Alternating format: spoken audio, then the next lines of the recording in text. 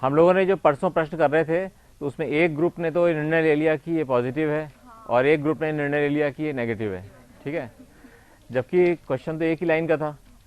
इसको एक बार अपन, मुझे लगता है कुछ बेसिक चीज़ शायद मिस हो रही है कहीं कहीं। इसमें एक ये चीज़ तो आप याद रखिएगा कि H2/H1 is equal to M, यानी कि नहीं, रुको रुको, प्रतिबिंब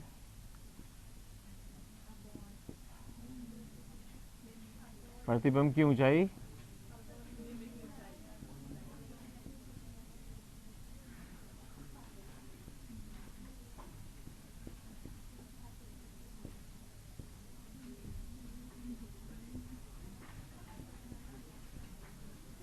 ठीक है, और M is equal to -V/U। दो फार्मूले सीखे थे आपने। अब इसको कैसे इतने सारे लोगों ने पॉजिटिव निकाला ये भी देखने लायक चीज़ है। अपन ने यहाँ पे कल V तो निकाला था, V सबने सामान निकाल लिया था, V-30 सबने निकाल लिया था। अब प्रश्न ये आया कि आगे इसके क्या कंफ्यूजन क्यों हो रहा था आपको। अपने बिल्कुल ये केवल दो फार्मूले हैं अपने पास, कोई ज़्यादा फार्मूले भी नहीं है। अब हम लोग पहले इसको निकालते हैं, इस वाले फार्मूले को यूज़ करते हैं पहले।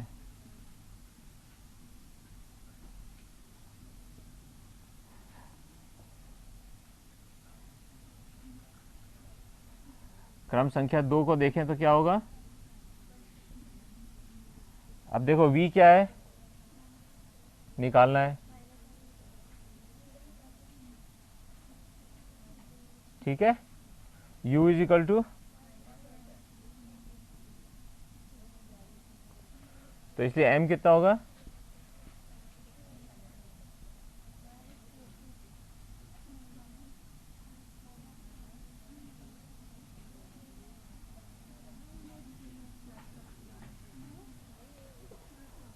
ठीक है।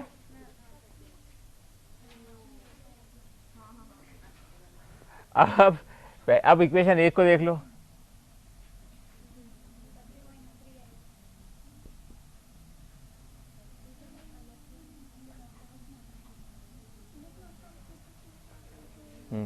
क्रम संख्या 1 से क्या निकलेगा, M is equal to H2/H1। H2 दे रखा है यहाँ पे, तो दे रखा है, नहीं दे रखा, मान लो H2 है, प्लस तो है ही, प्लस है इसकी वैल्यू, H2 ऊपर लिखा हुआ है, इसकी प्लस है, और नीचे ये कितना हो गया, -3 हो गया ना, यहाँ निकाला है अपन ने M इज इक्वल टू -3। यहाँ तक बिल्कुल क्लियरिटी, कोई किसी को कन्फ्यूजन इस समय। अब अपने को निष्कर्ष निकालने हैं मैथमेटिकली, उसके अंदर आप लोग अटके थे मैथमेटिकली कैसे निकालें। वैसे तो आपको समझ में आएगी ऐसा क्या हो रहा है, लेकिन इसका गणित से कैसे निकालना है इसका हल। सबसे पहले ये देखो, हमने यहाँ निकाला है V इज इक्वल टू -30। इसका मतलब ये इधर है, ठीक है। तो V इज इक्वल टू -30 से क्या इंप्लाई हुआ, क्या है,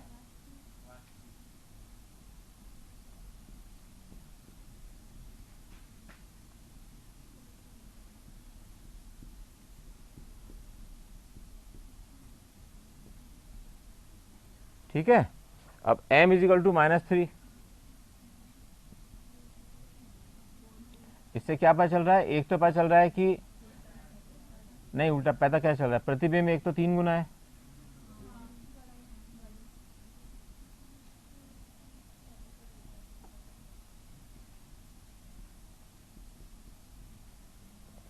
हमको ये पता है कि M is equal to H2/H1 होता है। यहाँ को हमको पता है कि H2 क्या है, पॉजिटिव, और ये क्या है, H1, और M का मान है -3, तो -3 इज इक्वल टू H2/H1। हाँ हाँ, H1 पॉजिटिव है ना। अभी तो इसके अंदर अभी तो पता नहीं चला ना हमें क्या निकलेगा इसका। So -3 is equal to H2 upon H1 है। अब इसमें से H1 पॉजिटिव है, H1 तो पॉजिटिव है, अपने को पता ही है क्यों यहाँ पे रखा है इसको। H1 पॉजिटिव है,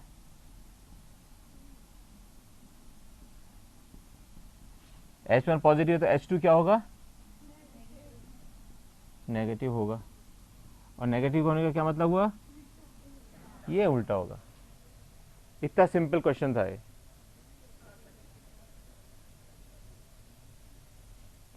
अब बताओ किसी बच्चे को कि m is equal to positive किसका आ रहा है, अब बताओ।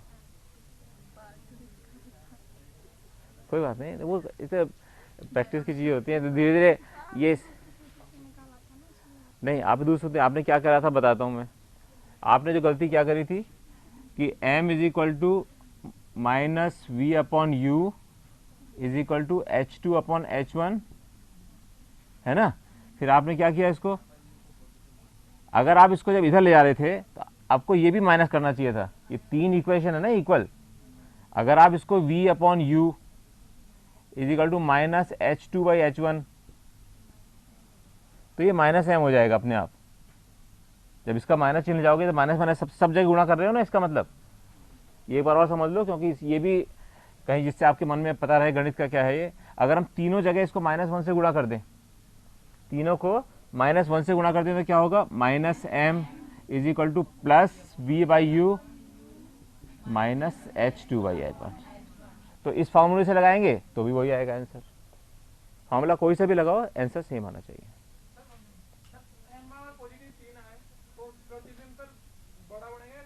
हाँ, अब ये अब क्वेश्चन आया ना सही। अब आप ये कह रहे हैं कि अगर m इज इक्वल टू, हाँ रुको रुको, नहीं इसमें नहीं आ रहा है, इस क्वेश्चन में नहीं आ रहा है। वो कह रहे हैं कि अगर मान लीजिए m इज इक्वल टू +3 आए तो क्या होगा।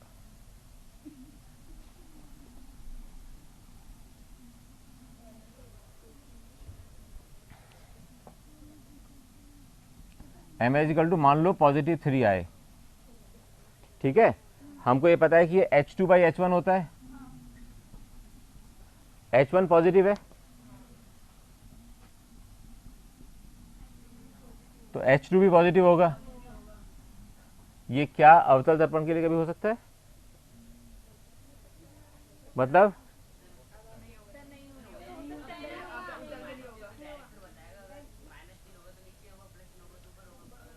वो बिल्कुल सही कह रहा है, लेकिन मैं आगे एक स्टेप और बताऊं, इससे मन में कभी भी कंफ्यूजन नहीं हो इस बारे के अंदर, ठीक है। क्योंकि दोनों कहीं पॉजिटिव हो ही नहीं सकते। क्यों नहीं हो सकते, क्योंकि अवतल दर्पण में केवल एक ही स्थिति में जबकि f को क्रॉस कर जाए तब जाके आभासी प्रतिबिंब बनता है, अदरवाइज हमेशा वास्तविक प्रतिबिंब बनता है, ठीक है। बच्चे बताओ,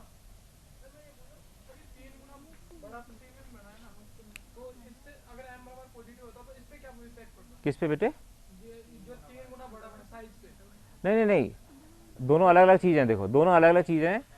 साइन तो ये दिखाता है कि ये एक्सिस से ऊपर है या एक्सिस से नीचे है, और जो 3 या 4 है जो भी नंबर है वो कितना गुना है वो दिखाता है। बस दोनों अलग अलग चीज़ दिखा रहे हैं।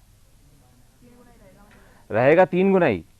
अगर ये +3 भी आएगा तो इसका मतलब होगा 3 गुना है लेकिन अक्ष से ऊपर है। छोटा मतलब अगर यूँ हो मान लीजिए, ठीक है, वो भी देखो, वो भी देखो, वो भी देखो, वो भी देखो, वो भी देख लो।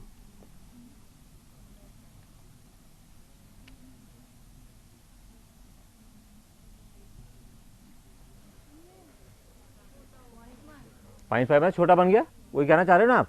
अब क्या हुआ, पॉजिटिव .5 यानी कि ऊपर बनेगा, अक्ष के ऊपर होगा, आधा होगा, और दोनों यानी कि जो बिंब था और प्रतिबिंब दोनों ऊपर ही होंगे, और उसका जो साइज होगा वो उसका आधा होगा, ठीक है। अब किसी बच्चे भी कंफ्यूजन हो तो बताओ, दोबारा इसको समझ सकते हैं अपन, क्योंकि इंपॉर्टेंट चीज है बहुत, ठीक है।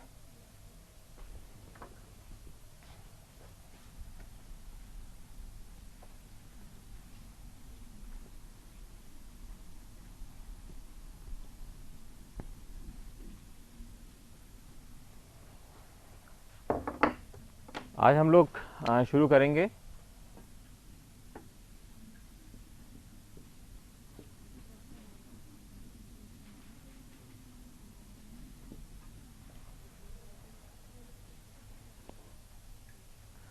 हमने ये देखा था और हम लोग हमेशा जानते भी हैं इस बात को कि अगर ये एक यहाँ पर सिल्ली है छोटी,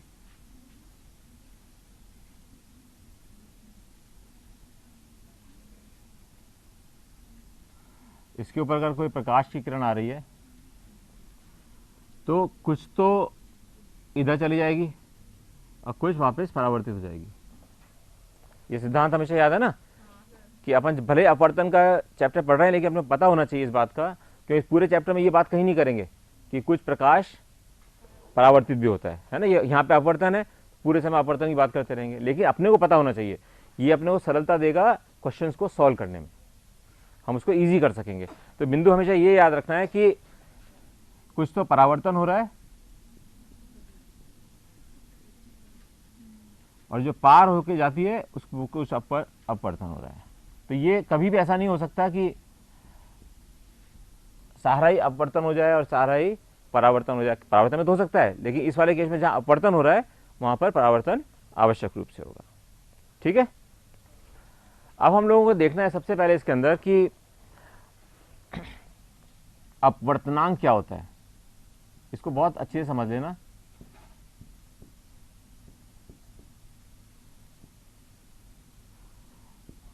इसको हम लोग हमेशा डिनोट करेंगे म्यू से। ठीक है, अपवर्तनांक का जो सबसे सरल जो डेफिनेशन है, जो परिभाषा है, वो ये है प्रकाश की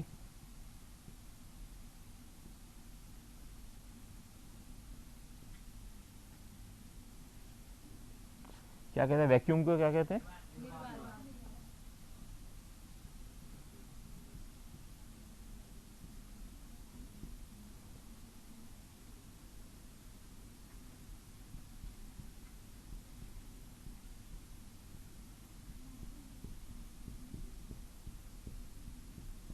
इसका मतलब क्या हुआ, कुछ बता सकता है बच्चा कोई?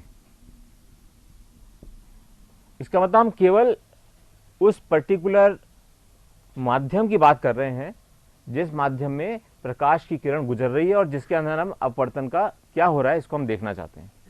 ठीक है, तो ये जो म्यू निकाला है ये इसकी एब्सोल्यूट वैल्यू है, यानी कि हम केवल कांच की बात कर रहे हैं, केवल कांच की, क्योंकि हमने यहां वैक्यूम ले लिया। अगर हम यहां पे लेते हवा या पानी या कुछ भी लेते तो दोनों में फर्क होता, क्योंकि एक माध्यम दूसरा होता है, दूसरा माध्यम अलग तरह का होता है। तो ये हम केवल एब्सोल्यूटली, अगर हम किसी केवल एक पदार्थ की जब बात कर रहे हैं तो हम इस डेफिनेशन को लगाएंगे, इसके प्रकाश का वेग निर्वात में और प्रकाश का वेग माध्यम में। अब हमको ये पता है कि वेग का उससे कैसे संबंध होता है, आवृत्ति से। अपन जानते हैं कि v is equal to nu lambda. तो अगर हम यहां पे लिखें तो क्या हो जाएगा, अगर हम इसको निर्वात में माने वैक्यूम लिख देते हैं, v दोबारा हो जाएगा, रिपीट हो जाएगा, c लिख देते हैं, c इसका वेग इसमें, और इसको हम यहाँ पे डिनोट करेंगे कोई भी माध्यम है तो मीडियम, अर्थात न्यू लैम्डा c, और चूंकि गति वही है इसलिए दूसरा क्या आएगा, क्या होगा, लैम्डा m। अगर हम इसको भाग दे देंगे तो क्या हो जाएगा, म्यू, क्या होगा म्यू बताओ, lambda c upon lambda m। यहां पर एक सिद्धांत जो है वो आपको याद करना है, वो लिख भी लेना है यहां पर,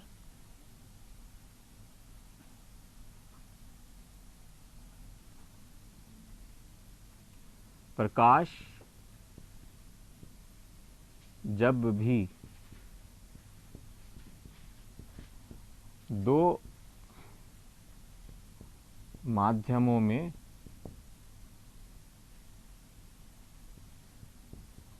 चलता है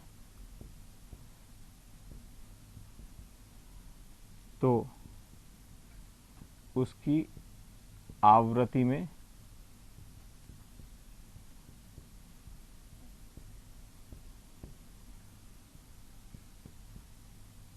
कोई परिवर्तन, ये हमेशा याद रहना चाहिए,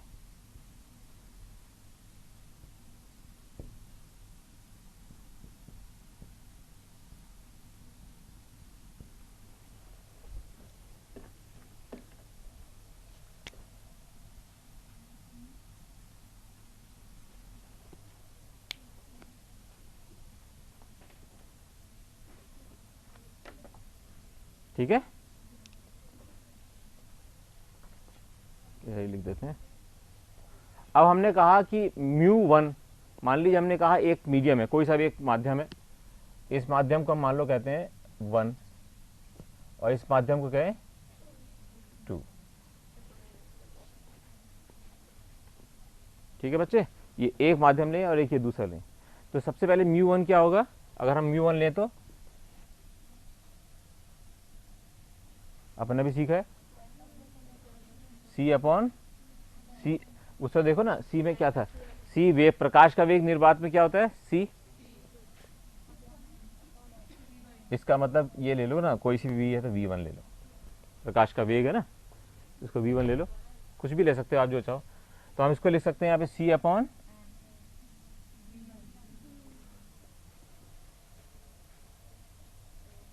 ठीक है बच्चे। और μ2 को क्या लिख सकते हैं,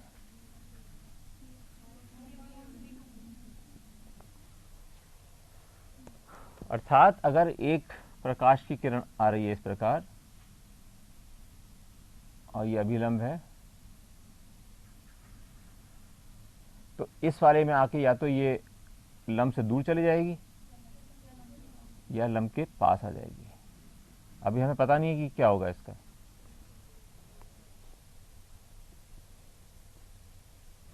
ठीक है, अगर हम इसको, इस इक्वेशन को देखें तो हमें यह पता लगता है कि अगर हम दो माध्यमों का सापेक्ष रूप में अपवर्तनांक निकालना चाहते हैं, सापेक्ष रूप मतलब पानी का हवा के मुकाबले, पानी का कांच के मुकाबले, कांच का पानी के मुकाबले, या कांच का हवा के मुकाबले, या कोई से भी दो माध्यम हम उन दोनों के मुकाबले में निकालना चाहते हैं, तो कैसे लिखा जाता है। अगर हम लिखेंगे इसको, ये ध्यान से देख लो, μ2/μ1, इसका मतलब है माध्यम दो का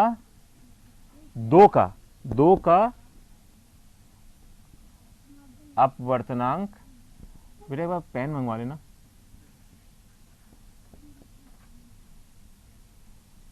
माध्यम दो का अपवर्तनांक माध्यम एक के परिप्रेक्ष्य में, एक के क्या कहते हैं उसको,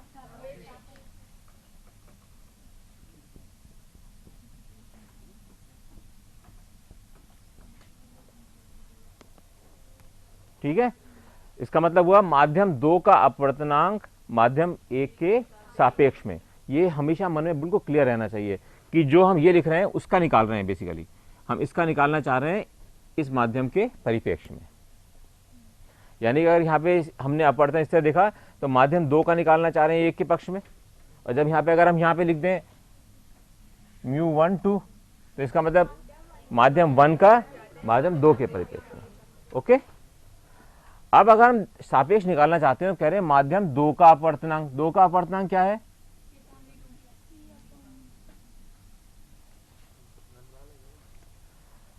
सापेक्ष में, माध्यम 1 के सापेक्ष में।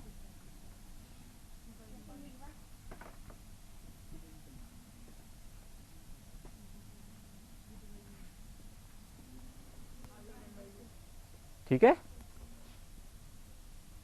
इसका मतलब एक चीज में और अपने को सरलता से याद करने के लिए क्या हो गया कि जो ऊपर है वो माध्यम 1 की गति दिखाएगा। जो 1 है इसका मतलब ये v1 होगा, ये 2 है इसका मतलब ये v2 होगा। लेकिन जहां अपवर्तनांक की बात करेंगे तो माध्यम 2 का अपवर्तनांक माध्यम 1 के सापेक्ष में। ये बहुत ज्यादा इसका सिंबल का अर्थ समझ में आना जरूरी है। इसको हम लिखते हैं हमेशा sin I/sin R के रूप में। यानी I क्या होता है, आपात कोण,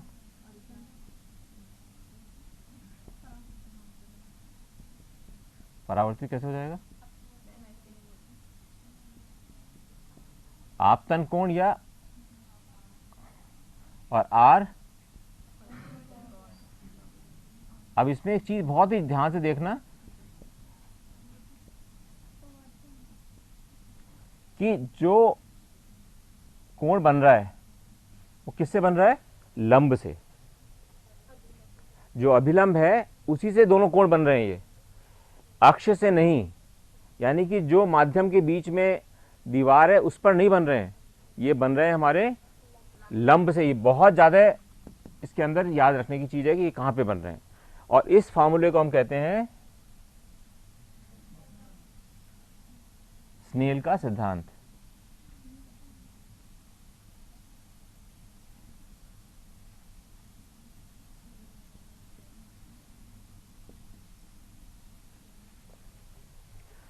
इसका मतलब बहुत सरल हो गया कि अगर माध्यम 2 का माध्यम 1 के सापेक्ष में निकालना है, माध्यम 2 का 1 निकाल दो, साइन क्या होगा, sine i upon sine r.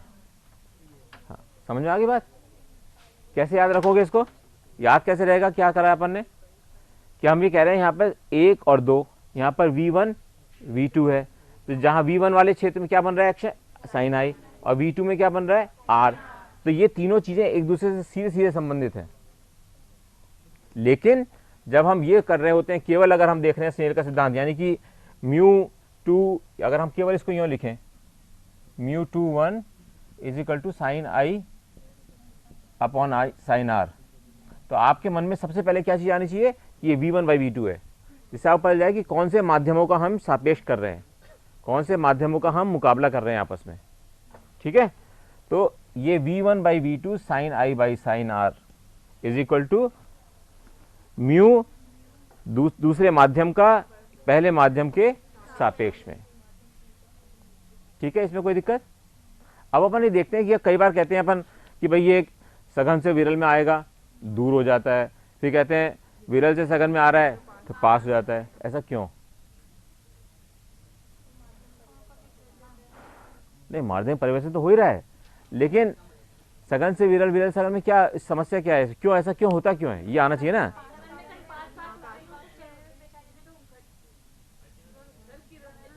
हाँ बताओ, सोचो सोचो, बहुत अच्छी बात है, क्योंकि इस पे पूरा जो चैप्टर है इसी पे आता है। अभी जो परसों एग्जाम में आया था वो इसी पे क्वेश्चन आया है। सोचो, है बेटा?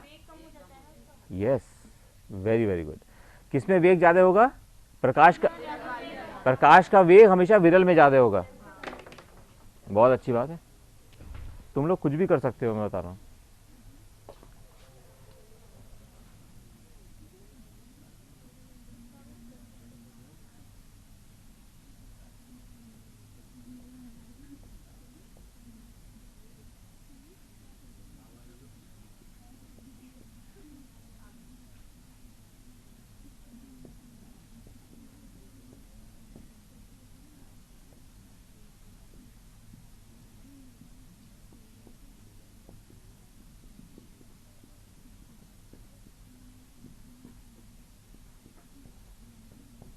ठीक है,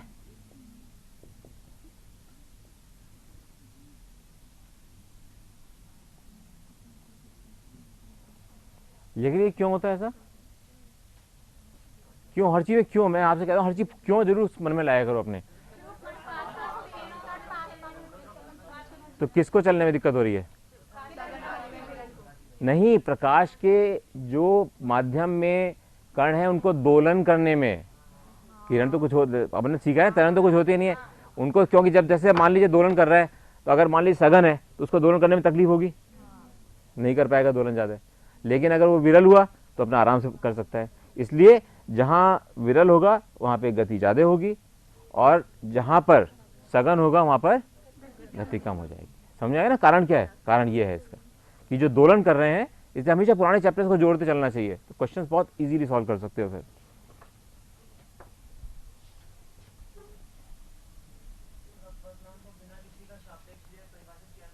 किया ना आपको यहाँ पे, ये तो किया। प्रकाश का वेग निर्वात में ले लो बस। फिर किससे निकालेंगे? किस चीज का? अपवर्तनांक क्यों हो रहा है? अपवर्तन क्यों हो रहा है? अपवर्तन क्यों हो रहा है? जबकि किसी एक माध्यम से दूसरे माध्यम में किरण जा रही है। अगर किरण नहीं जाए दूसरे माध्यम में तो अपवर्तन होगा ही नहीं, उसका अपवर्तनांक निकालने की जरूरत ही नहीं पड़ेगी। अर्थात अगर हम एक कोई ऐसा पदार्थ ले लें, जिसका कि 0 अपवर्तन हो, 100% हो सकता है, ऐसा हो सकता है ना। वैसे बहुत मुश्किल है लेकिन हो सकता है, ऐसा नहीं कि असंभव नहीं है, ये हो सकता है। अगर हम बहुत अच्छा सिल्वर का यूज़ करें दर्पण बनाने में तो हो सकता है ऐसा, लेकिन यहाँ पे अपने को सिल्वर की लेयर बनानी पड़ेगी एक। अब ऐसी स्थिति में क्या होगा बेटा, ये चली जाएगी वापस, तो अपवर्तन नहीं होगा, केवल परावर्तन होगा ऐसी स्थिति के अंदर। और ऐसी स्थिति में हम जब प्रकाश का वेग उस माध्यम में निकालना चाहेंगे और प्रकाश का वेग निर्वात में निकालना चाहेंगे तो क्या होगा। अब चलो अगर यूं समझने की कोशिश करें कि अगर म्यू हम निकालना चाहते हैं हवा के लिए, केवल एयर के लिए, तो क्या होगा, कितना होगा, 1। हाँ ठीक है ना, तो ये होगा 1 के बराबर। क्यों, हाँ क्योंकि वही माध्यम है और उसी के अंदर हम निकाल रहे हैं इसके अंदर करके। ठीक है, अब हम इसको आगे बढ़ते हैं।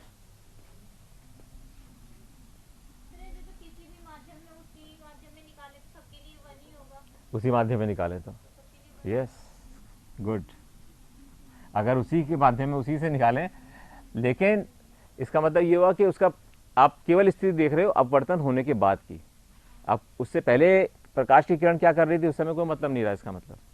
अब हम केवल जहां वो प्रवेश कर गई है वहां पर हम देख रहे हैं। ये मिटा दूं इन दोनों को।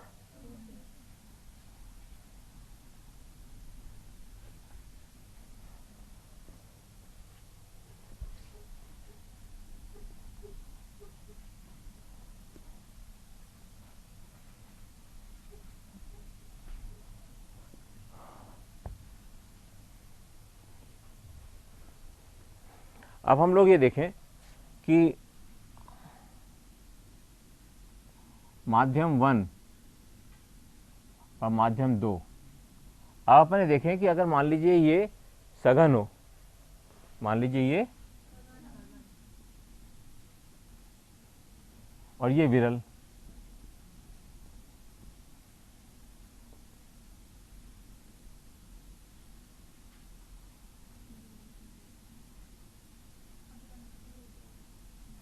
क्यों होगी ये पता लगाना है अपने को।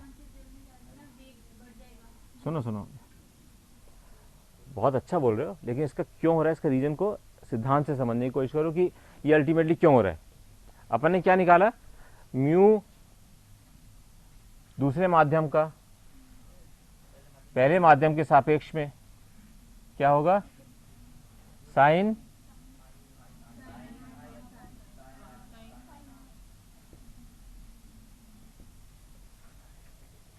अब इसका यूज करके बताओ कि कैसे निकालेंगे इसको। चलो सहायता के लिए ये भी लिख देता हूं।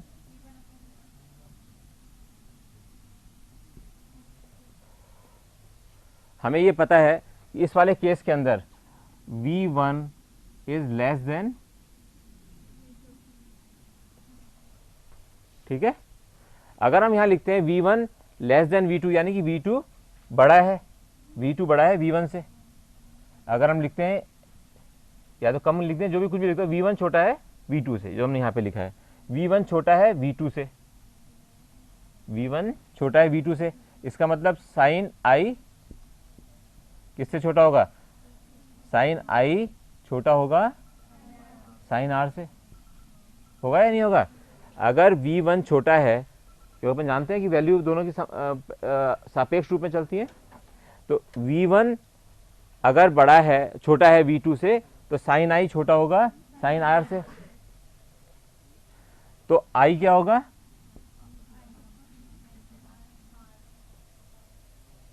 यानी कि सब सघन से विरल जाएगी तो क्या होगा, क्योंकि यहां पर R बड़ा है I से, इसलिए ये दूर जाती है।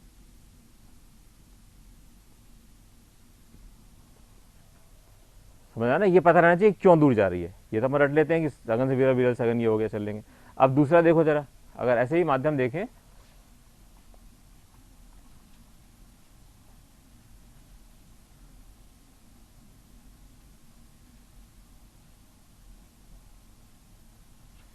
अब ये जो पहला माध्यम है ये विरल है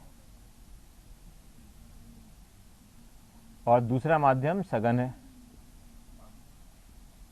इसका मतलब क्या हुआ, V1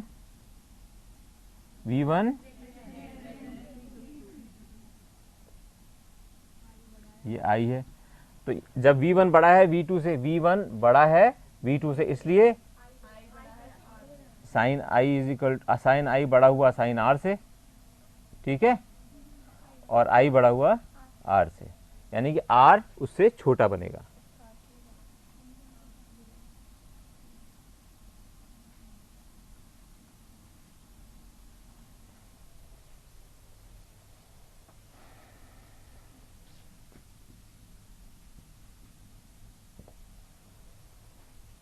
समझ में आ गया क्यों किरण इधर जाती है या उधर जाती है?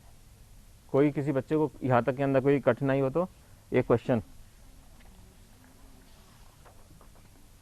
इस लेवल पे एक क्वेश्चन है, लिखो।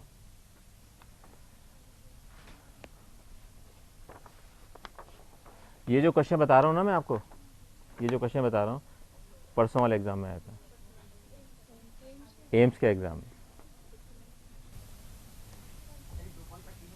जी बेटे,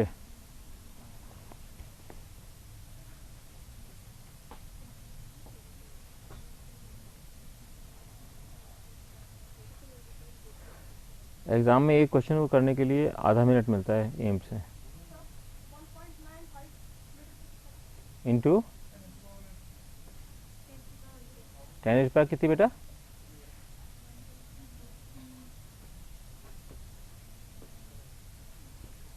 और किस बच्चे ने निकाला? निकालो निकालो।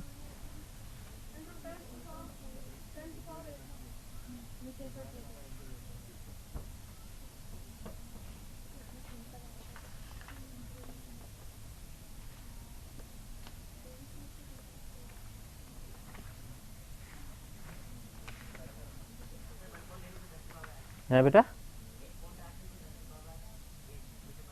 1.8। अच्छा,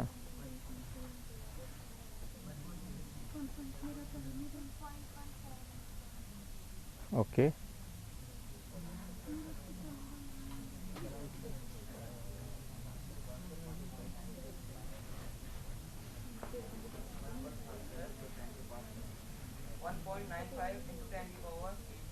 वन पॉइंट नाइन फाइव कैसे, 1.95 कैसे आया? ठीक, नहीं नहीं, करीब नहीं, तो बस सिंपल भाग जा रहा है इसमें, तो पूरा जो भी आएगा पूर्ण भाग आएगा। 1.5। आओ बच्चे, चलो बताओ करके। You come.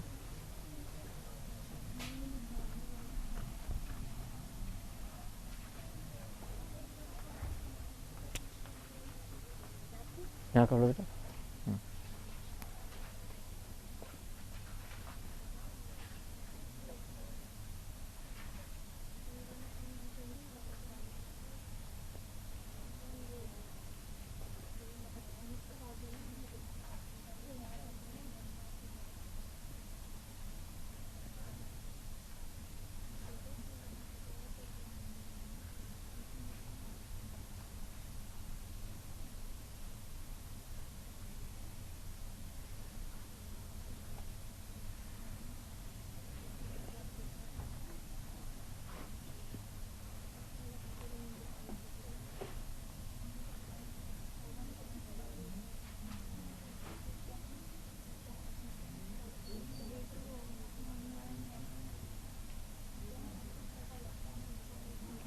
ठीक है ठीक है, ठीक कर रही हो, बिल्कुल बिना घबराए करो, बिल्कुल ठीक कर रही हो।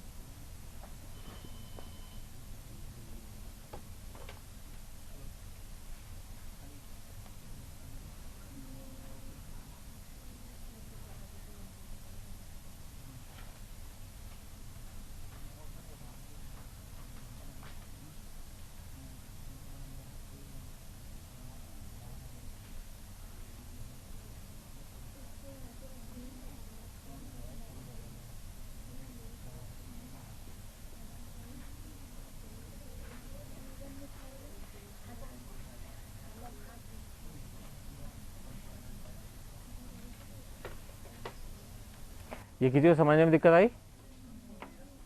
इसने एकदम बिल्कुल परफेक्ट तरीके से किया है, और जिस तरह से लिखना चाहिए चीज़ों को इस तरह से लिखा है। बहुत अच्छा, वेरी वेरी गुड। बट बहुत अच्छे बच्चों ने, काफ़ी सारे बच्चों ने निकाला है। ठीक है, हाँ निकाला, बिल्कुल अच्छा सही निकाला है। तो इस तरह से आप देखोगे कि इस पर छोटी सी ट्रिक थी, मैं जिसको बार बार इंसिस्ट कर रहा था कि V1/V2 ये पता होना चाहिए कि क्या है, रेशो कौन सा है। कौन से माध्यम से कौन से माध्यम में गुजर रही है, बिल्कुल ये इसने एग्जैक्टली सही क्वेश्चन किया है और लिखा भी बिल्कुल अच्छी तरीके से है। यही एक तरीका इसका है सॉल्व करने का। तो इसमें जो बच्चे ने किया है इसको मैं अप्रिशिएट क्यों कर रहा हूँ सबसे ज़्यादा, क्योंकि सबसे पहले इसने ये लिखा। एग्जाम में कभी भी क्वेश्चन करो पहले ये ज़रूर लिख लेना चाहिए, इसके बाद ही सरल क्वेश्चन करोगे तो जल्दी से आंसर निकलेगा। इसने एकदम निकाल लिया था, जबकि मैंने कागज़ यहाँ रखा उस समय तक आंसर निकाल लिया था। And that is the right spirit. आप सब भी वैसे ही कर रहे थे और आप सब लोग वैसे ही कर सकते हैं। ठीक है, एक और क्वेश्चन दूँ छोटा सा, जिससे कि अगला क्वेश्चन ज़्यादा सही कर सकोगे आप लोग भी।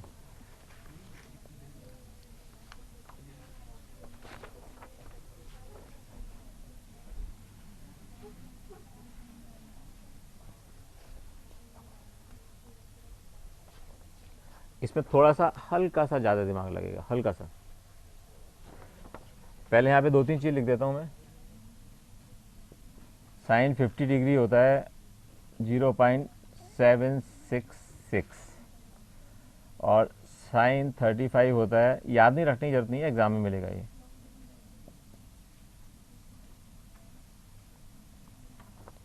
ठीक है, अब क्वेश्चन क्या है,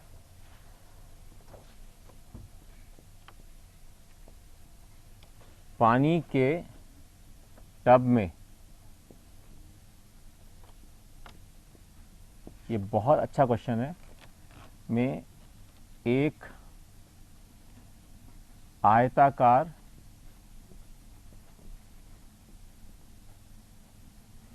पट्टिका, या स्लैब कहते हैं ना उसको, पट्टिका रखी है।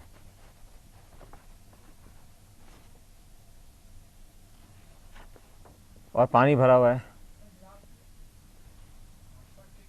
बेटे, कांच की नेचुरली।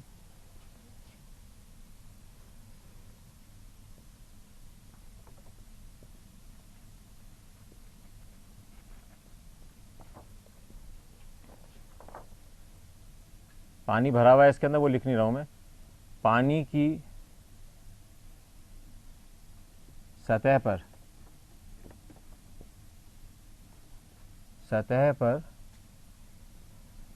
50 डिग्री आपतन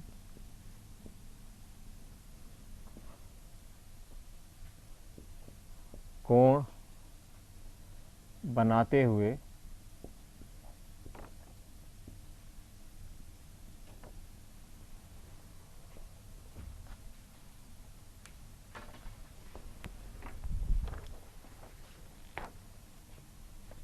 एक किरण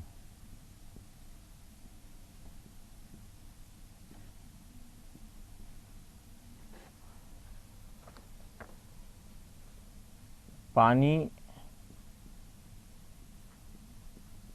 में से होते हुए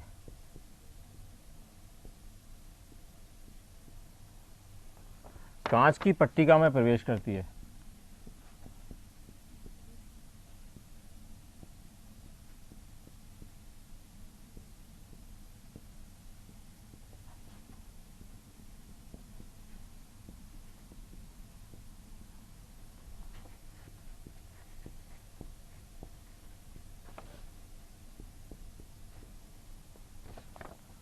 कांच का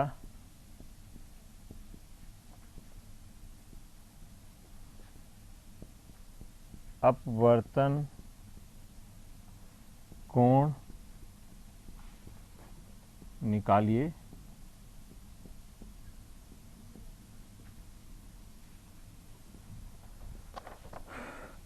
म्यू पानी का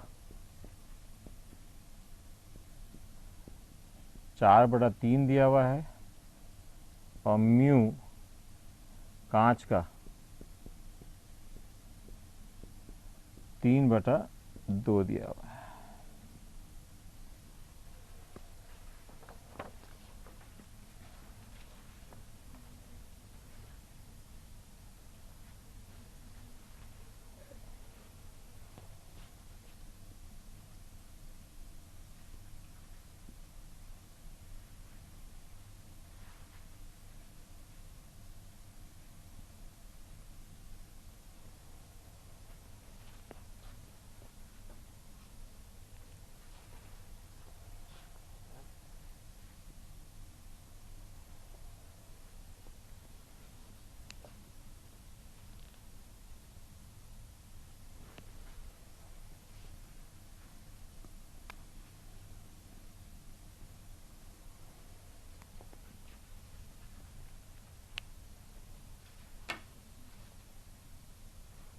पहले इसका चित्र बनाने की कोशिश करना है ना, कैसे बन रहा है चित्र।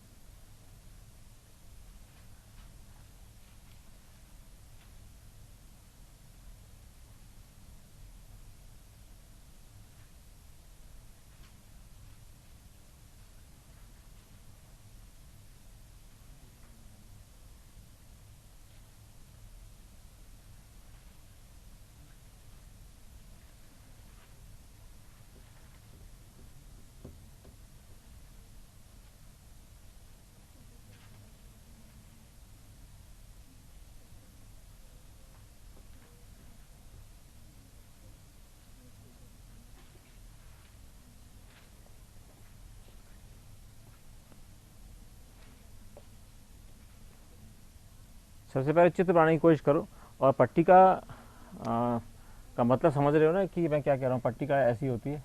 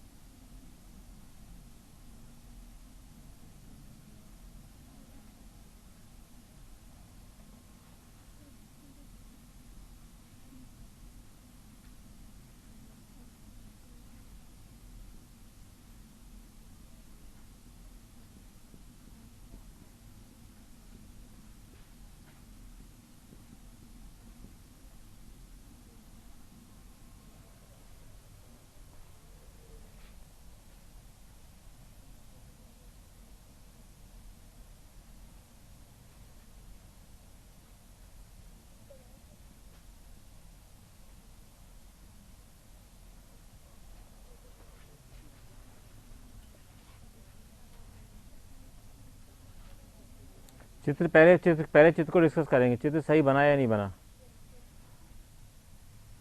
मैं चित्र बनाता हूँ, उसके बाद आप देखना कि आपने चित्र पहले सही बनाया है या नहीं बनाया।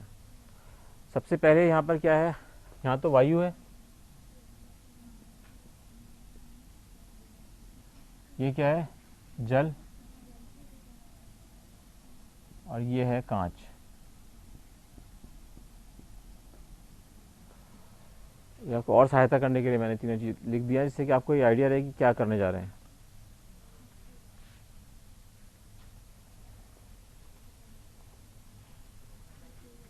है बेटा 50 डिग्री नहीं, 50 डिग्री तो ऊपर जो आपतन है ना वो बना रही है बेटा। मतलब ये जो किरण है ना,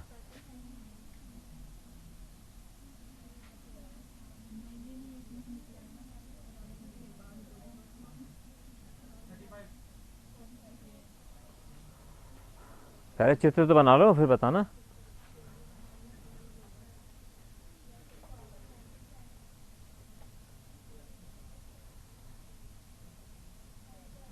जब विरल से सघन में जाएगी तो क्या होगा,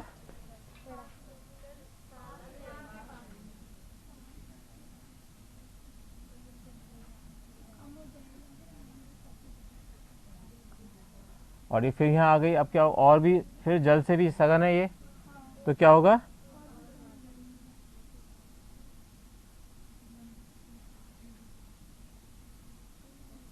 हमने कौन सा एंगल निकालना है,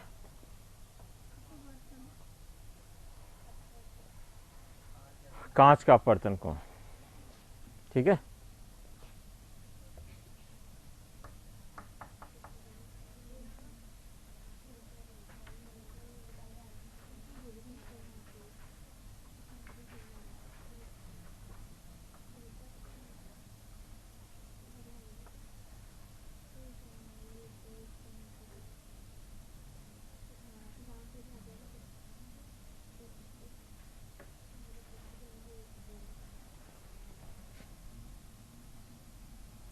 ये वाला कोण निकालना है आपको।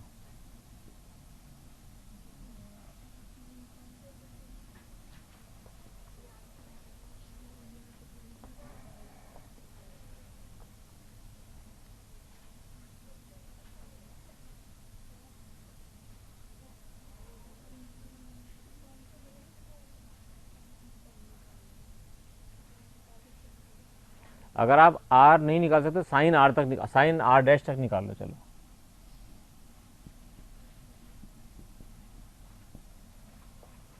सिंपल कर दिया, थोड़ा सा सिंपल।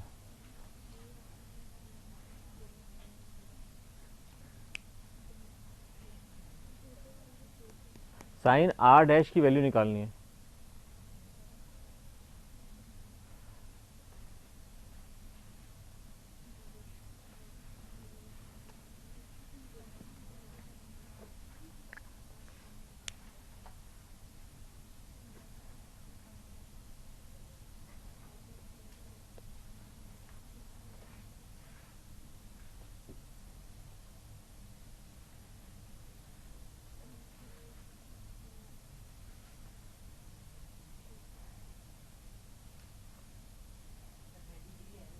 पैंतीस डिग्री कौन सा कोण आ रहा है बेटा? 35 डिग्री तो ये आ रहा होगा या ये आ रहा होगा, ये 35 डिग्री थोड़ी आ रहा होगा।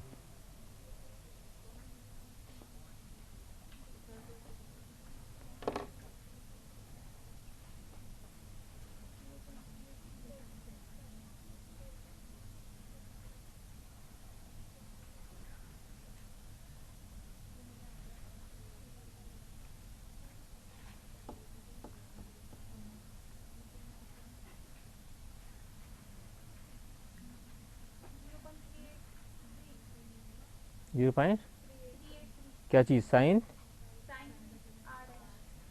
0.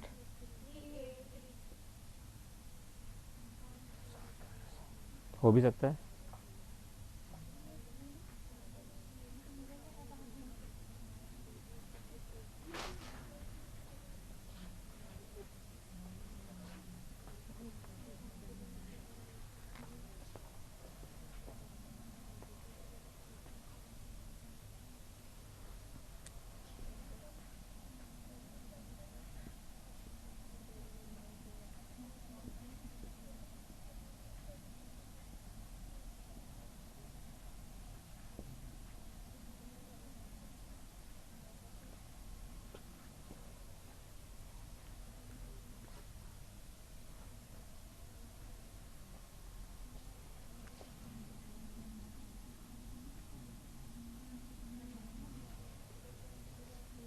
मैं आपकी हेल्प करता जा रहा हूँ थोड़ा सा कैलकुलेशन करने में।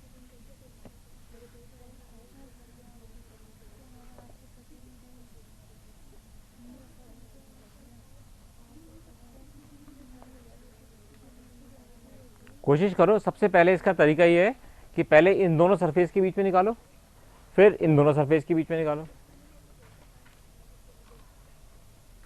हमें पता है। अब यहाँ देखो, थोड़ा सा और हिंट देता हूँ आपको। हमने यहाँ पे क्या लिखा था? ए म्यू डब्ल्यू इज इक्वल टू 4/3 और दूसरा लिखा था ए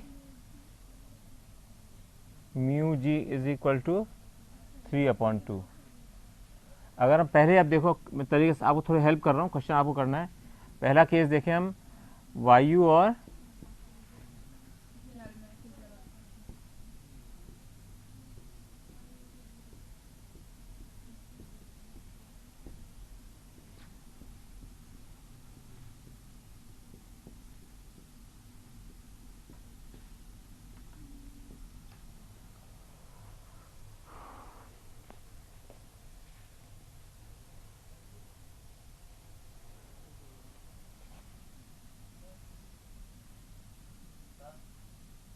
हाँ बेटा,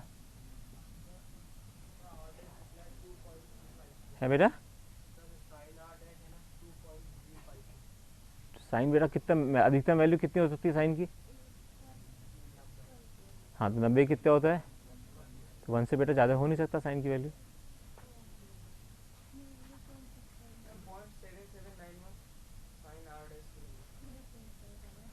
बटे में बताओ। अच्छा बटे में बता दो। चलो कितना बटा कितना है?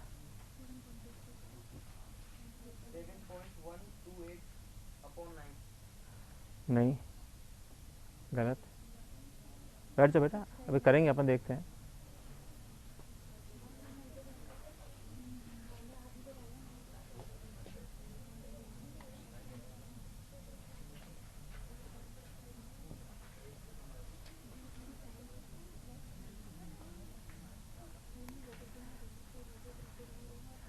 या कैसे निकाला, ये निकाला किसी ने?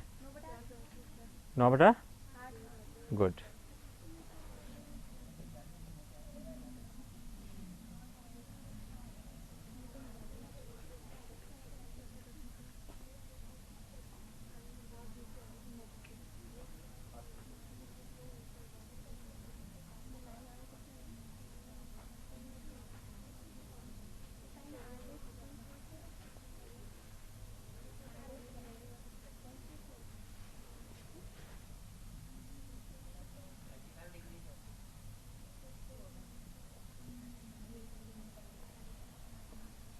थर्टी फाइव नहीं, बटे में बताओ, 35 नहीं निकाल सकते आप, बटे में बताओ।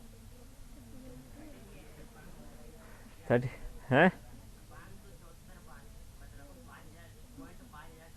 साइन आर डैश निकालना बेटा। अब देखो ये चीज़ तो इतनी काफ़ी सही निकल गई, आप लोगों ने बहुत अच्छा निकाला कि ये mu G upon mu W, यानी ये अपन ने निकाल लिया, ये निकाल लिया, कितनी बड़ी बात है। इसके बाद तो अपने बहुत चीज़ सिंपल हो जानी चाहिए। अब वायु में जल की सतह पे अपवर्तन देखो तो पहले क्या होगा, अपन ने क्या कर रखा है, म्यू वाटर और एयर, है ना, म्यू वाटर और एयर का सापेक्ष, ठीक है, यानी कि म्यू वाटर का ए के रेफरेंस में दिया हुआ है, ये कितना होगा, अब बता दो कितनी इजी चीज हो रही है। ये क्या इसके बराबर होगा, साइन आई अपॉन, अगर इसको हम आर मान लें,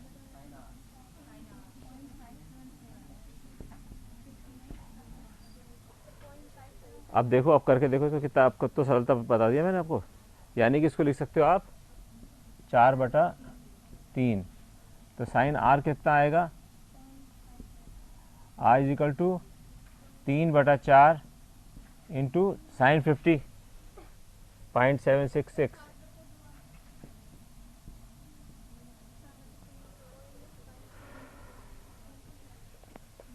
ये तो दिया हुआ है ना बेटा, ये 4/3 दे ही रखा है।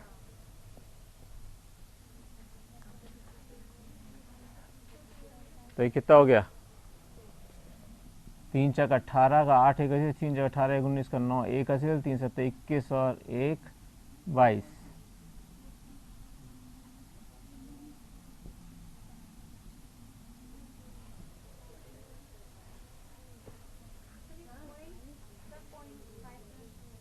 .57 आ गया ना, ये तो आ गया आपका। इसका मतलब हुआ इट गिव साइन 35 डिग्री, ठीक है। इसका मतलब आर कितना आया, 35 डिग्री। अब ये तो आ गया आपका 35 डिग्री, तो ये वाला क्या होगा 35। अब ये इसके लिए आपतन कोण है, अब तो परावर्तन निकालना है, सीधा सी बात है भाई। ये क्यों है, ये वाला क्यों हुआ 35, ये भी क्यों 35 हुआ, हाँ क्योंकि ये दोनों पैरेलल लाइंस है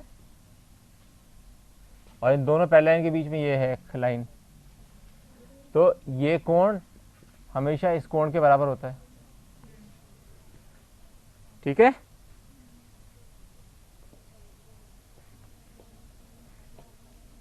अब बताओ, तब तो बहुत ज्यादा मैंने बता दिया।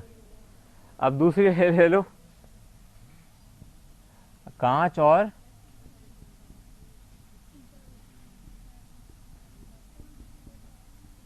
जल की सतह,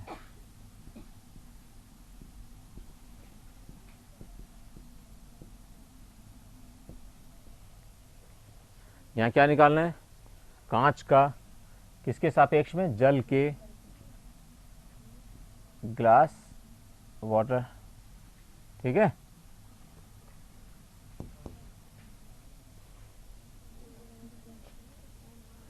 और ये 9/8 निकाला था आप लोगों ने, निकाल ही रखा है। ये 9/8 is equal to sine i upon sine r, sine 35 upon sine r dash. कितना, मतलब इसमें कुछ करना ही नहीं आपको, पॉइंट, हाँ नहीं नहीं, क्या क्या क्या, दोबारा दोबारा करो, दोबारा करो। देखो अरे इसको नहीं सॉल्व कर सकते अपन अब।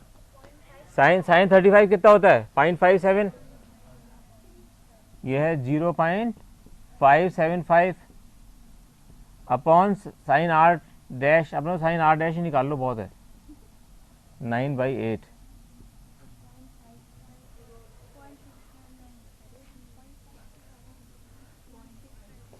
इसलिए साइन आर डैश कितना होगा, sine r dash is equal to 8/9 into 0.575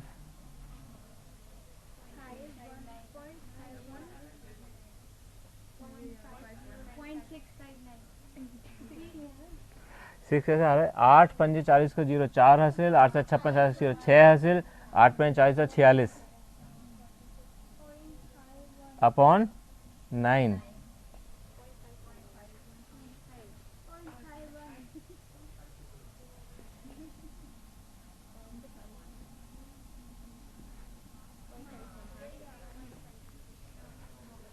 अब बताओ किसी बच्चे को इसको प्रक्रिया को समझने में दिक्कत आई, किसी को भी? अब बोलो बेटा आपको कुछ मन में आ रहा है तो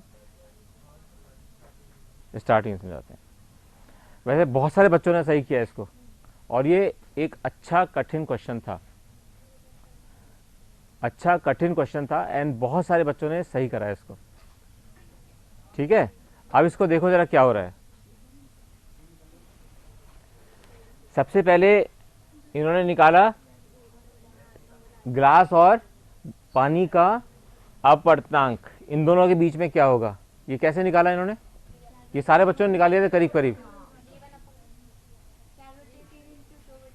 बस इसका तरीका और क्या हो सकता है, ध्यान से अगर देखो तो क्या किया इन बच्चों ने, यहाँ लिखा था ए म्यू डब्ल्यू, और ये था ए म्यू जी, और हमको क्या निकालना था, म्यू, यानी कि कांच का म्यू जल के सापेक्ष।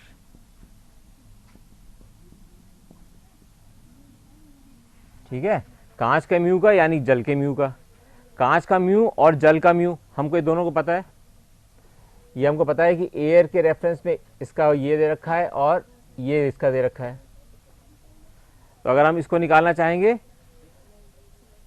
ठीक है, तो ये क्या आ जाएगा, 9/8। इसका मतलब ये भी हुआ कि आपने क्या निकाला इसको, हाँ 9, पता चल गया क्यों आया है 9/8। अब क्या हुआ यहाँ पर, ए म्यू डब्ल्यू इंटू क्या किया आप लोगों ने, कैसे निकाला 9/8? यस भाई, इतने से मैं निकाल दिया, ज़्यादा लंबा करने की जरूरत नहीं है।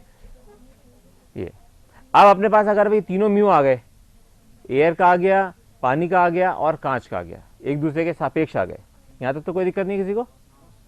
अब आप देखिए कि वायु व जल की सतह पे अपवर्तन, जब वायु और जल के ऊपर से अपवर्तन हो रहा है तो ये तो हो गया आई और ये हो गया आर। तो अपन को क्या पता है कि पानी का, वाटर का, एयर के सापेक्ष sine i upon sine r होता है। ठीक है, एग्जैक्टली हमने ये लिखा है यहाँ पर, यहाँ आई कितना था, 50 डिग्री। ठीक है बेटा, तो इसको हमने 50 लिख दिया, तो हमारे पास इसकी वैल्यू आ गई, आर की वैल्यू आ गई 35 डिग्री। ठीक है, आर की वैल्यू 35 डिग्री आ गई। अब हमने यहाँ देखा कि ये एंगल 35 था तो ये भी 35 होगा, तो हमको क्या पता चल गया, जब यहाँ इक्वेशन लिख रहे हैं तो क्या होगा, अब हम क्या लिख रहे हैं, किसका, कांच का, यानी कि पहले कांच का, किसके सापेक्ष में, पानी के सापेक्ष में। साइन आई कौन सा है इसके अंदर, आपतन कौन सा है, 35, यानी कि साइन 35, और अपवर्तन कोण कौन सा है, ये वाला साइन आर डैश। तो अपन ने यहाँ पे लिखा साइन आर डैश, बस यही किया और कुछ नहीं किया। ठीक है, इसलिए कोई सी भी सतह एग्जाम में आ जाए, 3 सतह 4 सतह कुछ भी वो लिख दे, तो अपने को फटाक से ये डरना नहीं चाहिए इसके अंदर। इस क्वेश्चन को छोड़ के पता नहीं क्या सोचा आदमी कि इसमें कांच रखा है, पानी है, पानी में एक कांच रखा है। और अभी तो मैं इसको आपको एक स्टेज जब आगे अपन जाएंगे जब, तो मैं इसमें ये भी बताऊंगा कि इसके अंदर अगर यहाँ वो है कांच, दर्पण, समतल दर्पण है,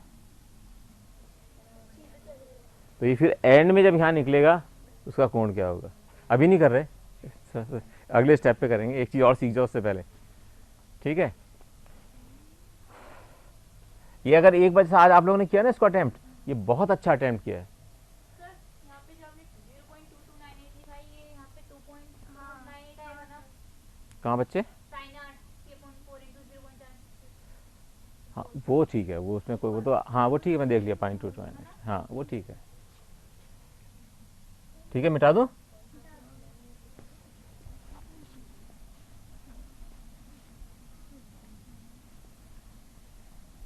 मतलब जो क्वेश्चन में दिया है उसको अगर आप वैसे ही लिख लोगे, उस लड़के ने मुझसे कल एक बात कही जो मैं वो और बता देता हूँ, माधवेंद्र पारीक, तो नाम याद रखना उसका, माधवेंद्र पारीक। उस लड़के ने एक बात और कही, मैंने कहा बेटा तुम्हारे पिताजी कहाँ नौकरी करते हैं? मैंने उससे पूछा तुम्हारे पिताजी कहाँ नौकरी करते हैं? इसने कहा मुझे नहीं पता। तो मैं और मेरी वाइफ दोनों बैठे हुए थे, हम लोगों ने पूछा क्या मतलब, ऐसा कैसे हो सकता है?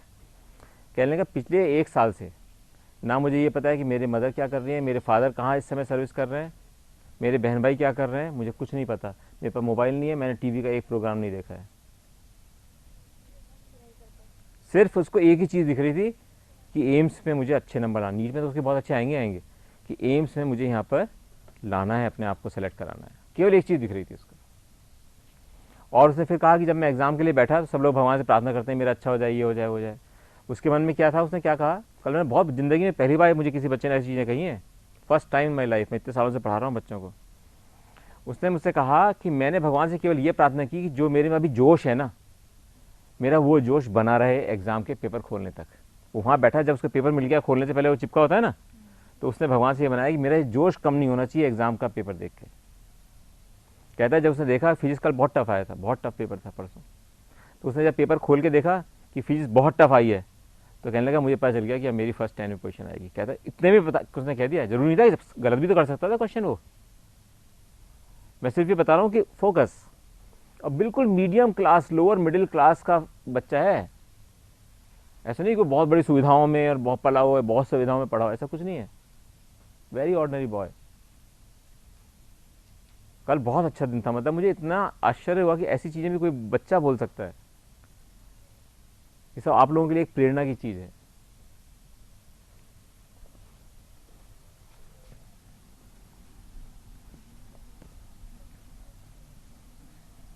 और वाकई में उसकी अगर फर्स्ट 10 में आ गई ना अगर एम्स में, तो एक बहुत बड़ा एक आश्चर्य होगा। मतलब उसके फिजिक्स में केवल 1 नंबर कट रहा है, 1 मार्क पूरे उसमें से। केमिस्ट्री में पूरा सही किया उसने, बायोलॉजी 100% सही की है, फिजिक्स में 1 क्वेश्चन गलत हुआ, वो भी गलत नहीं, सही हुआ था, तो उसने वो बबल गलत लगाया बस। जनरल नॉलेज के अंदर 20 क्वेश्चन आते हैं, उसके सामान्य ज्ञान के क्वेश्चन भी आते हैं एम्स के अंदर। उसको मैंने बहुत तैयारी कराई थी, 16, लेकिन उसने सही कर लिया। उसके कुल कितने नंबर कट रहे हैं 200 में से? 5।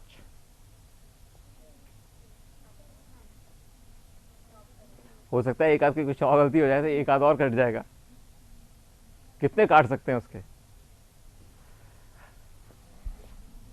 और तुम्हें बताऊं, जब वो लड़का 9th में था तो सोशल स्टडीज में फेल हुआ था, 9th में सोशल स्टडी में फेल हुआ।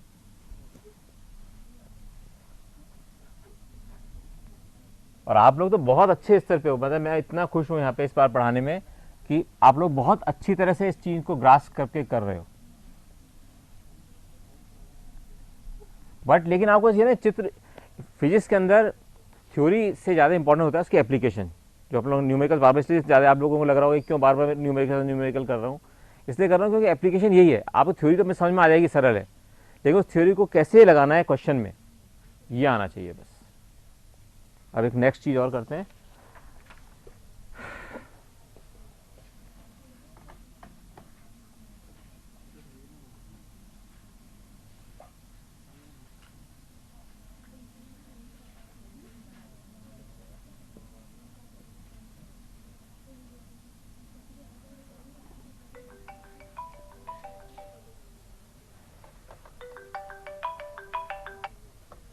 मैं अभी फ़ोन करता हूँ, क्लास चल रही है।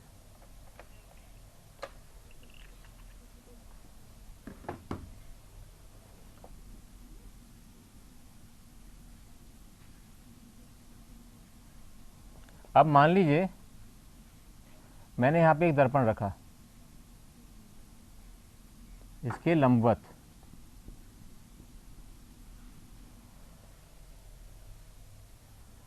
अगर हमने इसके लंबवत एक कांच रखा,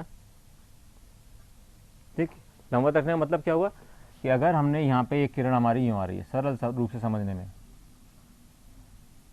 तो ये परावर्तन होकर कहाँ जाएगी,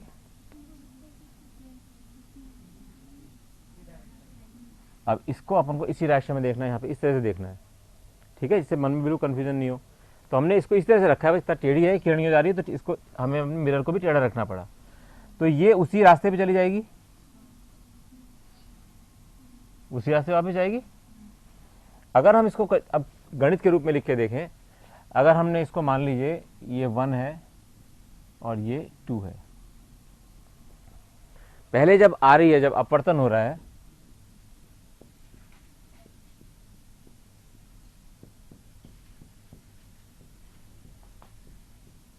ये जरूर उतार लेना बेटा, ये सब किताबों में नहीं मिलती, मतलब स्कूल के वाले किताबों में नहीं मिलेंगी सब चीज़ें, तो इसको उतार ले, जरूर लेना। जब अपवर्तन होगा तो क्या होगा, म्यू 2 का 1 के सापेक्ष में, ठीक है ना, 1 से आ रही है 2 में, तो 2 का निकालना है अपने को, माध्यम 2, यह है माध्यम 2 और यह है माध्यम 1।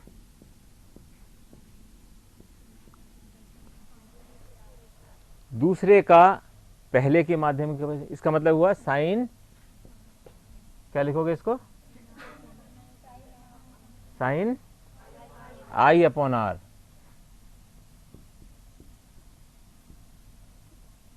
दोबारा देखो अपने क्या करा है, म्यू दूसरे के इस माध्यम का म्यू इसके रेस्पेक्ट में, जिसके रेस्पेक्ट में आता है उसका आई आता है, सीधा इसका तरीका ये है याद करने का।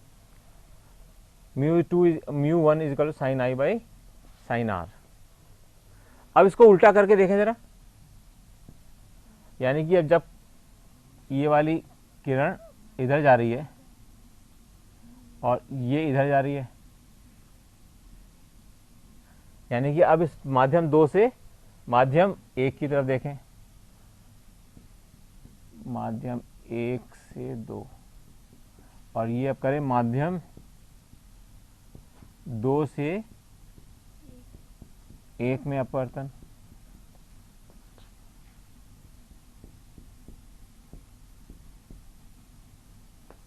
तो हम क्या कहना चाह रहे हैं, माध्यम 1 का म्यू 1 किसके रेस्पेक्ट में, क्योंकि अब आपतन कोण ये है, तो क्या हुआ, साइन आर बाई,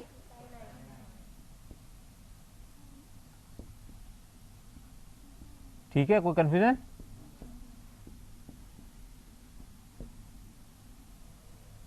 केवल इस चीज को देख के, जो पहले वाला क्वेश्चन था उसमें दर्पण रखने की बात कर रहा था ना मैं, आप उसका आंसर बिना क्वेश्चन करे बता सकते हो, अभी देखना है आप, बिना क्वेश्चन करे।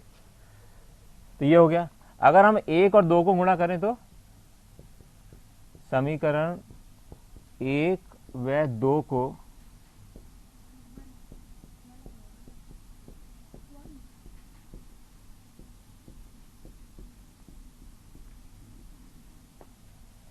ये हो गया 1 म्यू 2, हमेशा उल्टा बोलते हैं, मैंने गलती बोला इस बार, म्यू 2 1, यानी कि 2 का 1 के रेस्पेक्ट में, इंटू म्यू 1 2 के रेस्पेक्ट में, इज इक्वल टू हो गया sine i upon sine r into sine r sine i, ये हो गया 1।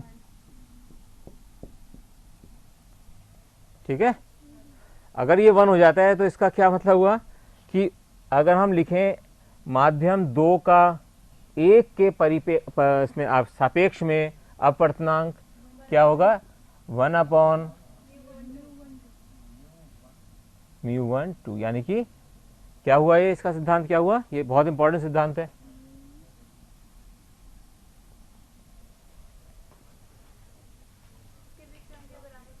तो यानी उसमें क्या करना था पूरे क्वेश्चन में, 1/this, जो अपना आंसर निकल रहा था उसका 1 कर देते आप। जब क्वेश्चन कितना कठिन लगता, पहले पानी में से एक किरण आई, फिर एक उसके अंदर पट्टिका में आई, और उसके नीचे एक दर्पण रखा था, और फिर दर्पण से वो परिवर्तित होके गई। ठीक है ना, तो यहाँ पे सिंपल क्या हुआ, इसका सिद्धांत क्या सीखे इसके अंदर कि अगर दूसरे माध्यम का पहले माध्यम के सापेक्ष में निकाल रहे हैं तो पहले माध्यम का दूसरे माध्यम के सापेक्ष में उसका उल्टा होगा। बात समझ में आ गई, इसको याद रखना, ये मन में याद रह जाएगी तो कैसी बड़ी चीज तो है नहीं कि अगर हम एक माध्यम का दूसरे परिप्रेक्ष्य में निकाल रहे हैं तो दूसरे का पहले के परिप्रेक्ष्य में उसके उल्टा होगा, व्युत्क्रम होगा, व्युत्क्रम अनुपाती नहीं, व्युत्क्रम ही होगा, है ना। हाँ नहीं, मैंने बोलने वाला था। ठीक है, ये बहुत ज़्यादा जरूरी चीज़ है जानने के लिए। कोई भी क्वेश्चन अगर किसी भी तरह का आता है तो आपको बस केवल इतने सिद्धांत चाहिए कि आप इसमें आप बिल्कुल आराम से सॉल्व कर सकते हो। अब मैं जो लिखने वाला हूँ वो चीज़ आप मुंह जवानी हासिल कर दोगे, जो मैं लिखूंगा वो आप उसको मुंह जवानी कर दोगे।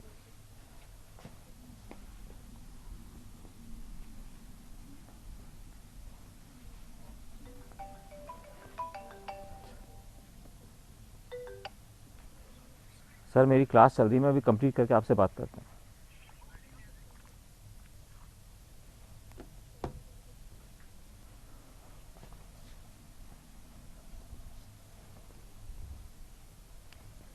अब मान लीजिए हमारे पास एक ब्लॉक है,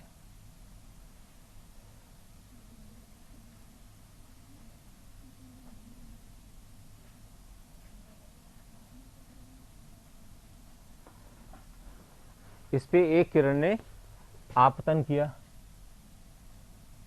यहां पर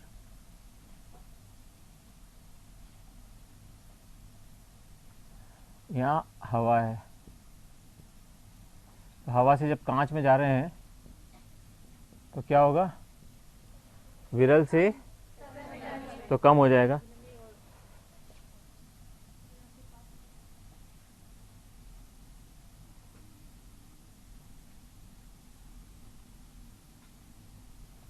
ठीक है। अब ये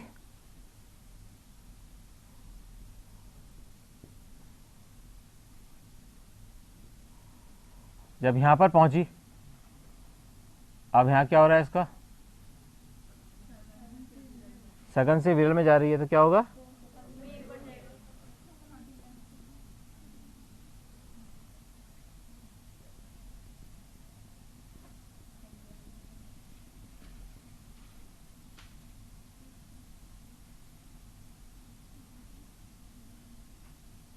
अविलंब से दूर हट जाएगी।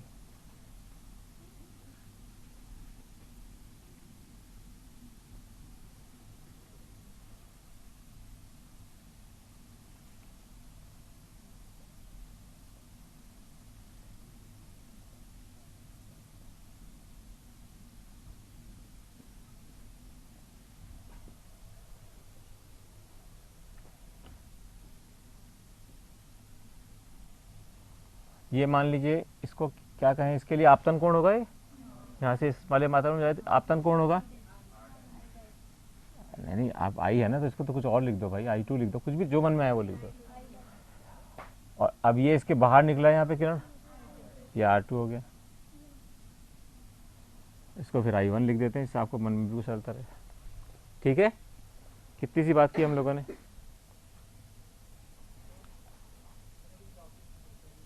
क्या किया हमने, यहाँ से विरल माध्यम से सघन माध्यम की तरफ जब जाएगी तो हमेशा लंब की तरफ मुड़ेगी, तो ये लंब की तरफ मुड़ी, यहाँ पहुँच गई।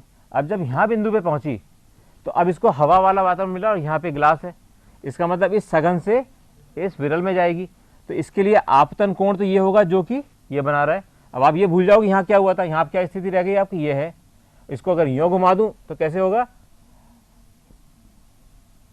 अब एक किरण आपकी यहाँ आ रही है जो I2 है और ये दूर चली जा रही है उससे,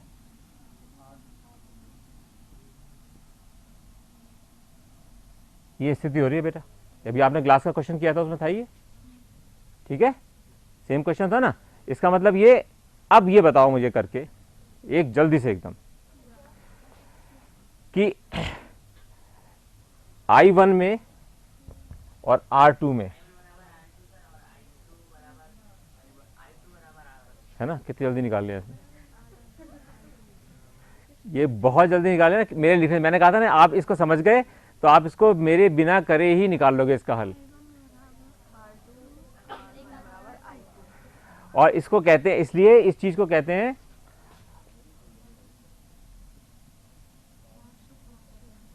क्या कहते हैं, यस।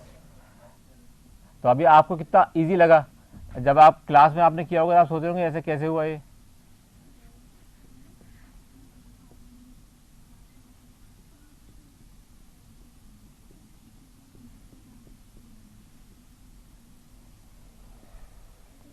बड़ा सरल है।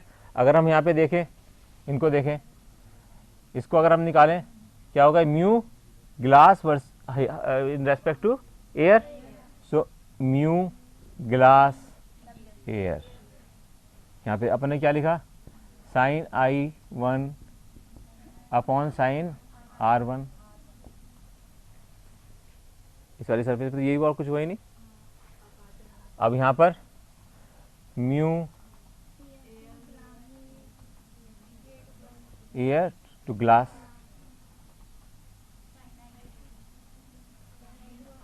साइन I2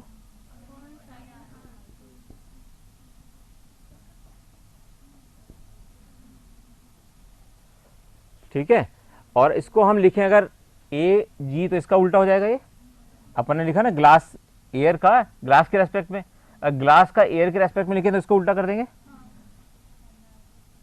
म्यू जी ए, ठीक है, इज इक्वल टू क्या लिखोगे, साइन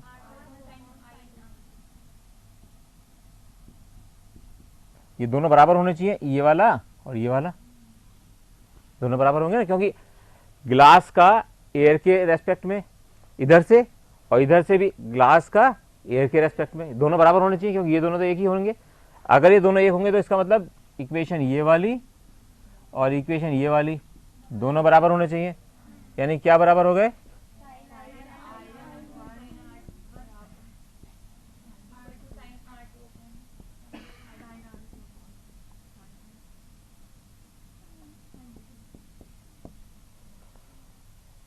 ठीक है।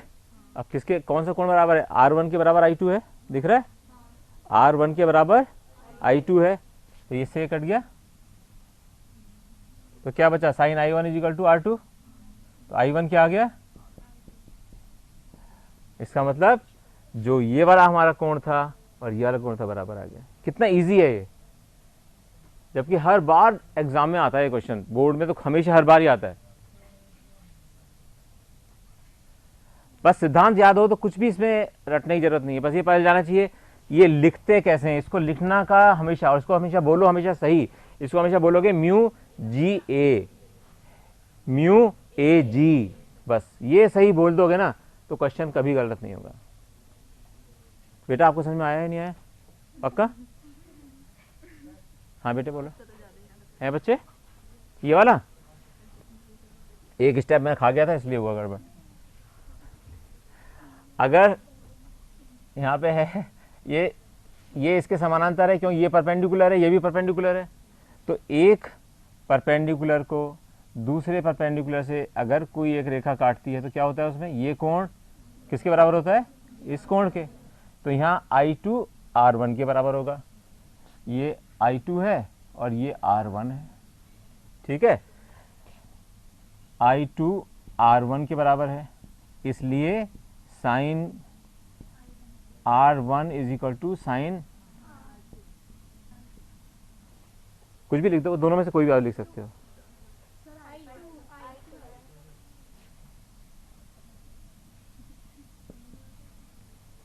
ठीक है, अगर ये दोनों बराबर हैं तो कट जाएंगे आपस में, इसलिए sign I1 is equal to R2, और दोनों के साइन बराबर है तो इसलिए इसको उनका, इसलिए I1 is equal to R2। और अगर I1 और R2 बराबर है, इसका क्या मतलब हुआ? नहीं, इससे ये कैसे पता चला कि ये समानांतर है? कैसे कैसे पता लगा बताओ? ये क्यों पता चला कि पैरेलल हो गए? I1 R2 करने से, I1 is equal to R2 करने से ये कैसे हो गए बराबर? नहीं, स्पष्ट तो हो रहा है, स्पष्ट तो हम लोगों ने बना दिया इसलिए लग रहा है। अगर मान लो मैं इसको टेढ़ा बनाता तो कैसे हुआ? अगर I1 is equal to R2 है तो ये दोनों एक दूसरे के समानांतर कैसे हुए? कौन बच्चा बताएगा?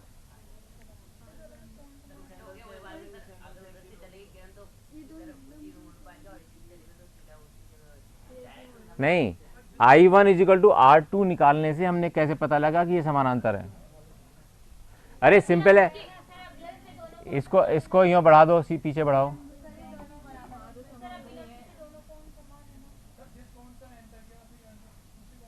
हाँ नहीं, अब ये देखो ना, ये वाला कोण है ना, यही है I1, तो ये इसके बराबर आया, दिख रहा है आपको लंब से? इसका मतलब ये दोनों एक दूसरे के पैरेलल चल रही हैं, दोनों रेखाएं इसलिए चल रही हैं। तो ये बेटा सबसे अच्छी चीज़, अब हमारे पास में दो छोटी छोटी चीज़ें रह गई हैं पढ़ने के लिए, क्योंकि अब आप बिल्कुल आराम से कर लोगे। अगर आपको ये, जब आप ये चीज़ें कर पा रहे हो तो वो तो बिल्कुल ही आसानी से हो जाएंगी। कल अपन पढ़ेंगे आभासी और वास्तविक गहराई, जो एक बच्चे ने उस दिन क्वेश्चन पूछा था, और दूसरा है पूर्ण आंतरिक परावर्तन। ठीक है, पूर्ण आंतरिक परावर्तन के 2-3 क्वेश्चंस भी करेंगे।